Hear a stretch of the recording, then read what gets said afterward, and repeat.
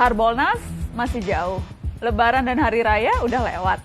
Tapi ada loh yang rajin courting sini, courting sana. Bukan di mall atau marketplace. Obral courting ini sedang terjadi di pengadilan kita. Sekali lagi, pesta courting terjadi di Pengadilan Tinggi Jakarta. Masih ingat kan mereka memotong hukuman untuk Jaksa Pinangki Sirna Malasari? Sekarang mereka mengurangi hukuman untuk Joko Chandra. Terdakwa kasus penyuapan sederet pejabat di Kejaksaan Agung dan Kepolisian ini dapat potongan hukuman sebanyak 1 tahun penjara. Awalnya dihukum 4 tahun 6 bulan, sekarang jadi 3 tahun 6 bulan. Ya lumayan lah, 30% lebih diskonnya. Kalau kita lagi belanja, diskon 30% itu kan lumayan bisa bikin hilaf kan? Kortingan hukuman untuk Joko Chandra kali ini dengan alasan karena Joko sudah menjalani pidana penjara terkait kasus sebelumnya, pengalihan utang atau sesi Bank Bali di tahun 2009. Alasan lain, Joko juga sudah menyerahkan dana yang ada dalam escrow account Bank Bali sebesar 546 miliar rupiah. Duh, gimana sih? Fakta bahwa yang bersangkutan pernah terbukti bersalah melanggar hukum, kok jadi alasan hukuman berikutnya jadi lebih ringan? Orang yang pernah melanggar hukum ketika mengulangi lagi perbuatannya, mestinya dihukum lebih keras lagi dong. Apalagi kejahatan yang kedua ini untuk kabur dari hukuman kejahatan pertama. Jelas-jelas kejahatan kedua dilakukan untuk melecehkan hukum dan pengadilan. Kok malah jadi alasan untuk diberi keringanan? 4 dari 5 hakim yang mengkorting hukuman Joko Chandra ini juga hakim yang memotong hukuman Jaksa Pinangki.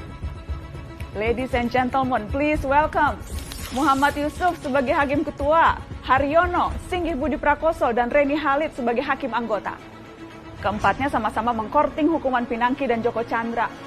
Nah, kalau Joko Chandra dikorting 30%, Pinangki ini kortingannya malah 60%. Dari 10 tahun menjadi 4 tahun. 60% dong. Kurang hilaf apa lagi coba kalau kita belanja diskonnya segitu. Satu hal lagi juga terungkap. Pinangki hingga akhir Juli ternyata belum juga dipindah ke lapas, tapi masih ditahan di rutan Kejaksaan Agung. Alasannya, hanya soal administrasi dan kejaksaan sedang banyak pekerjaan. Tenaga harus dijaga karena masih pandemi. Jangan lupa, ada lagi yang barusan terima kemurahan hati juga. Juliari Batubara, mantan Menteri Sosial yang tersangkut kasus tilap menilap dana bansos. Ia dituntut 11 tahun penjara oleh jaksa dari KPK. Korupsi di tengah pandemi loh. Kurang buas apa lagi coba? Perlu digarisbawahi, jaksa yang menuntut 11 tahun itu dari KPK. Iya, KPK anak buahnya Pak Firly Bahuri. KPK yang sekarang itu, yang beberapa bulan lalu berani koar-koar soal hukuman mati mereka yang menilap uang rakyat di masa pandemi.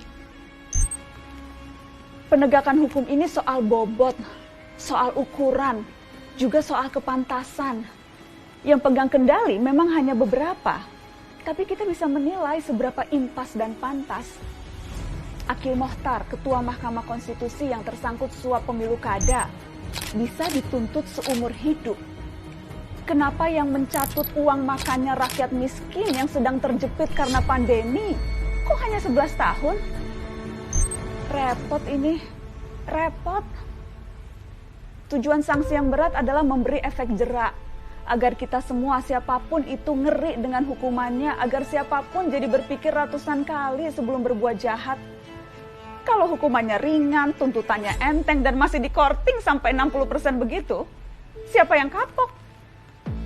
Di mana-mana flash sale itu, diskonan itu, untuk mengundang orang datang dan belanja. Korting hukuman korupsi ini kan jadinya kayak undangan ya. Undangan untuk yuk, belanja yuk. Tapi belanjanya pakai uang rakyat, uang kita-kita juga. Kita lagi yang nombok.